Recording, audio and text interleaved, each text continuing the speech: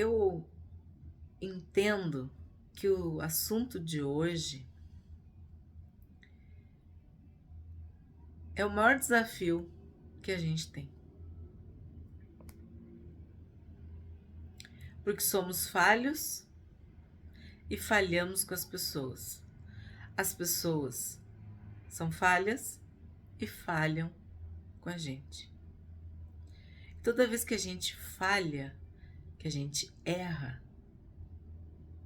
a gente machuca, a gente fere. E aí, precisamos perdoar e sermos perdoados. E esse é um desafio diário, porque o Senhor Jesus, ao ser perguntado por Pedro sobre quantas vezes deveríamos perdoar, ele disse: 7? Não, 70 vezes 7. 490 vezes. Por ano? Por mês? Por semana? Não, por dia. O perdão, eu considero que é o maior desafio do cristão. 2 Coríntios, capítulo 2, verso 11. Eu vou ler na NAA, que agora vocês já sabem do que eu tô falando. Nova Almeida Atualizada.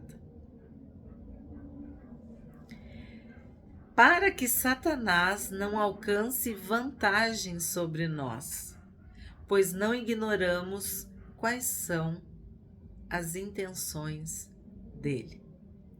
Aqui o apóstolo Paulo está falando sobre um irmão que errou, que foi punido, castigado, disciplinado, e que ele perdoou.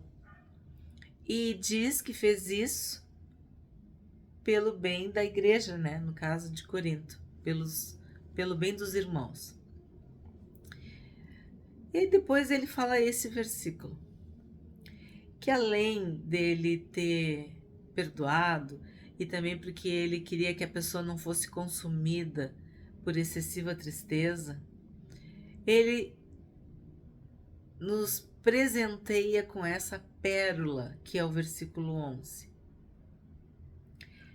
Para que Satanás não alcance vantagem sobre nós. O que quer dizer isso? Quando eu não perdoo, não é uma questão pessoal, não é uma questão entre duas pessoas, entre dois seres humanos. Não. Que o Espírito Santo dê clareza para vocês agora, nessa hora. Espírito de discernimento, espírito de sabedoria, espírito de entendimento, de conhecimento, para vocês enxergarem o que eu vou falar. O perdão não é uma questão individual, não é uma questão interpessoal. Não é tu perdoar o teu pai, tu perdoar tua mãe, tu perdoar teu marido, tu perdoar tua esposa, tu perdoar teu filho, tu perdoar teu vizinho, tu perdoar teu colega, tu perdoar ti mesmo. Não. O perdão é uma questão espiritual.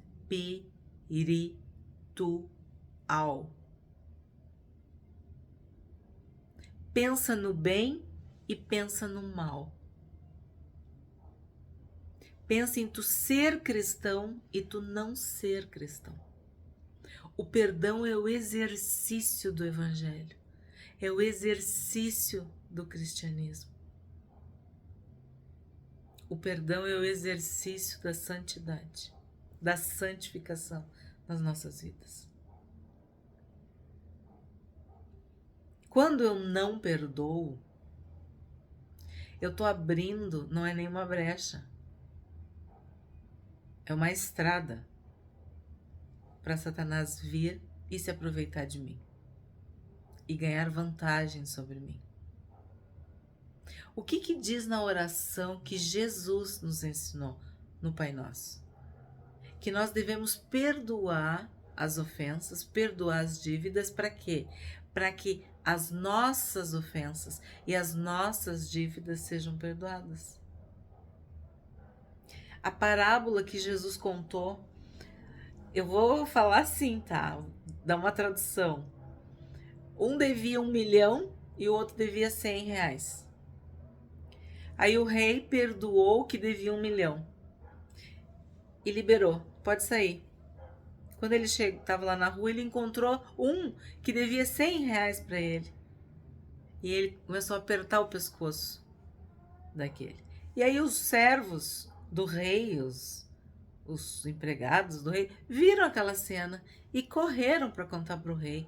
Olha aquele ali que tu acabou de perdoar a dívida de 1 milhão, ele tá lá esganando o outro que deve só 100 reais para ele. Aí o que o rei fez? O rei foi lá e pegou não, né? Mandou prender, mandou trazer o perdoado de 1 milhão.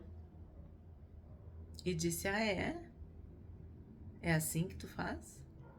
Eu usei de benignidade, de bondade, de misericórdia contigo, que tu devia uma fortuna para mim.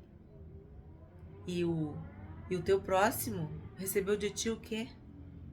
Gente, isso é muito sério, muito forte. Quem somos nós? Nós não devemos 1 milhão para Deus. Nós devemos tudo. A nossa dívida é impagável com Deus. E o que ele fez? Ele mandou Jesus. Ele entregou Jesus, o seu Filho único, para morrer por nós, para perdoar os nossos pecados, para pagar as nossas dívidas. E nós não perdoamos o nosso semelhante, o nosso próximo, ou demoramos muito para perdoar. Então olha, perdão é um assunto riquíssimo, inesgotável. Como eu disse, eu considero o meu maior desafio. O mais difícil é perdoar. Só que perdão não é um sentimento, é uma decisão. Eu decido obedecer. Eu decido seguir o exemplo de Cristo, seguir o exemplo de Deus. Custa? Custa tudo que a gente tem. Principalmente o nosso orgulho. Porque muitas vezes a gente está certo e a outra pessoa está errada e continua errada e continua errando e repetindo os mesmos erros. Então, há uma estratégia, há um plano maligno, uma intenção maligna de Satanás em nos encher de ressentimento, de desejo de vingança, de vontade de fazer justiça com as próprias mãos. Por quê? Porque aí ele tem legalidade para agir nas nossas vidas. Por isso que Paulo está dizendo, a gente perdoa, no caso Paulo, eu perdoo, eu perdoei, para quê? Para que Satanás não alcance, não tenha vantagem sobre nós, quer dizer, sobre o próprio Paulo e a igreja, no caso de Corinto. Então, quando eu não perdoo, eu estou dando um campo aberto para Satanás agir na minha vida. Quando eu perdoo, eu acabo com o poder dele, com a vantagem que ele teria. Ele não pode se aproveitar da minha fragilidade, da minha humanidade, da minha fraqueza. Porque o perdão, ele faz mais bem para quem perdoa. Até quem recebe o perdão é abençoado, se torna feliz. A melhor coisa que tem quando alguém nos perdoa, a gente pode seguir em diante, seguir, né, com a nossa vida. Mas a gente que perdoa, a gente fica livre, liberto. Nessa parábola, o rei fala pro que devia lá um milhão. Ele diz assim, ó, tu vai ficar no cárcere, tu vai ficar preso, até tu me pagar o último centavo. E tu vai ser atormentado, tu vai ser torturado, tu vai ser castigado, até que tu me pague o último centavo. O que quer dizer isso? A falta de perdão acaba com a pessoa, definha a pessoa. Tu perde a tua vida por causa da falta de perdão, por causa do desejo de vingança, por causa do rancor, por causa do ressentimento, por causa da mágoa. Eu sempre falo, né, entre as minhas amigas, para as pessoas, mágoa é uma água má, é uma água venenosa. Quem consegue viver bebendo uma água amarga, azeda, venenosa, contaminada, suja, impura? A gente se alimenta da mágoa. O que vai acontecer? A gente vai morrer por dentro. E Satanás vai ter vantagem, vai se aproveitar de nós. Porque ele tem planos, ele tem desígnios, ele tem ardis. Ó, aí tudo isso que eu tô falando, eu tô me lembrando, são traduções diferentes. Cada um desses sinônimos são as traduções. E tudo isso vai ficando claro, vai esclarecendo, vai explicando para vocês a palavra de Deus.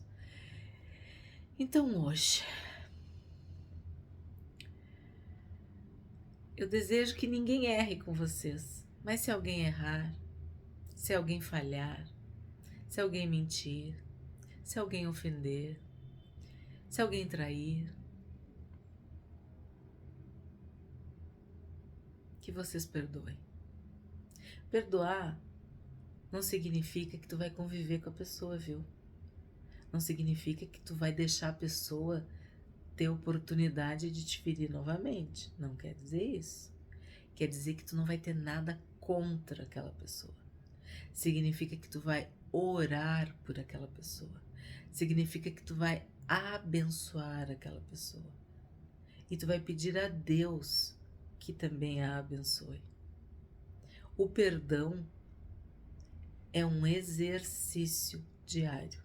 Assim como a gente faz exercício físico para manter os músculos, os ossos e a mente, ok? O perdão também. E novamente, eu repito, não é um sentimento. Eu não vou perdoar quando eu começar, eu vou começar a gostar da pessoa, eu vou ficar de bem com a pessoa, eu vou convidar ela para almoçar, para jantar. Não. Não espera o teu sentimento mudar em relação à pessoa. Perdoa em nome de Jesus. E a melhor forma é tu te ajoelhar, tu ir pro teu quarto, tu ficar lá quietinha na presença de Deus e dizer o nome da pessoa e dizer: Senhor, eu perdoo aquela pessoa. Senhor, eu abençoo aquela pessoa. Senhor, enche o meu coração de amor, de misericórdia, de compaixão. Faz eu ver essa pessoa como tu vê, com misericórdia, com compaixão. É isso. Só assim nós vamos conseguir olhar para aquela pessoa da forma como Deus olha. Porque ela é uma pecadora assim como eu. E assim como eu sou feliz porque fui perdoada, eu tenho que dar o direito dessa pessoa seguir a vida dela e ser perdoada. Amém? Difícil, né? Muito difícil. Mas vamos lembrar do exemplo de Jesus, que foi traído, que foi enganado. Enfim, tem um vídeo aqui no canal, Amar até o Fim. Ali diz que Jesus amou seus discípulos até o fim. Lavou os pés dos discípulos, mesmo sabendo que Tomé ia duvidar, mesmo sabendo que Pedro ia negar, que não era amigo dele, que não conhecia, mesmo sabendo que Judas ia traí-lo, vendê-lo, beijá-lo com má intenção,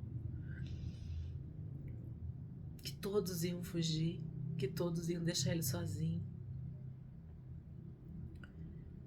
que aquelas pessoas que receberam Jesus no domingo de Ramos, dizendo Hosana, Hosana nas alturas, que tiraram as suas vestes para Jesus passar, que pegaram ramos e folhas de árvores e galhos e fizeram uma festa para receber Jesus.